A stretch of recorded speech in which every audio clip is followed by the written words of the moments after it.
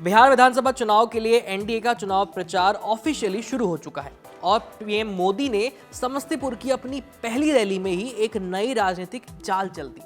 PM ने इस rally में पी पॉलिटिक्स यानी कि परंपरा पॉलिटिक्स की बात की और अब पूरे बिहार में यही चर्चा का विषय बन गया है। लेकिन सवाल यह है कि आखिर ये पी पॉलिटिक्स है क्या? इसका संबंध महाराष्ट्र, हरियाणा, गुजरात और उत्तराखंड से कैसे जोड़ा जा रहा है और इसका बिहार की राजनीति पर क्या असर पड़ेगा? आज हम इन्हीं सवालों के जवाब ढूंढने की कोशिश करेंगे। नमस्ते, मैं हूं आयुष चौधरी और आप देख रहे हैं कड़क।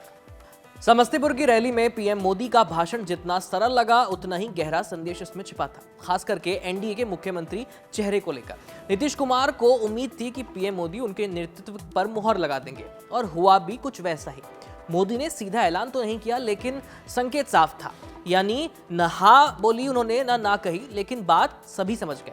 पीएम मोदी का यह बयान सिर्फ एक चुनावी जुमला नहीं बल्कि एक सोची समझी रणनीति का हिस्सा है। राजनीतिक विश्लेषकों का मतलब है कि पी पॉलिटिक्स का मतलब सिर्फ परंपरा को तोड़ना नहीं बल्कि पावर पॉलिटिक्स को रीसेट करना।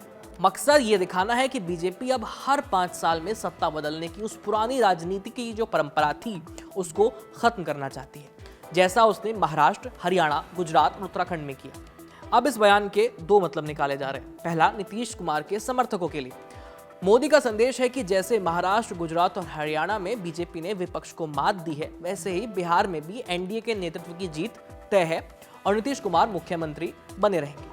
वहीं दूसरा मतलब नीतीश के विरोधियों के लिए है कि बीजेपी बिहार चुनाव गठबंधन के चेहरे के साथ तो लड़ेगी, लेकिन मुख्यमंत्री कौन बनेगा ये फैसला जीत के बाद पार्टी हाईकमान ही तय करेंगे। ठीक वैसा ही जैसा महाराष्ट्र में हुआ, चुनाव एकनाथ शिंदे के चेहरे पर लड़ा गया लेकिन मुख्यमंत्री बने फडणवीस। या फिर जैसा राजस्थान और मध्य प्रदेश में हुआ, जहां पुराने नेताओं की जगह नए चेहरों को मौका दिया गया। महागठबंधन की चुनौती के बीच मोदी का ये संतुलित बयान सभी को अपनी अपनी उम्मीदें रखने की पूरी आजादी देता है।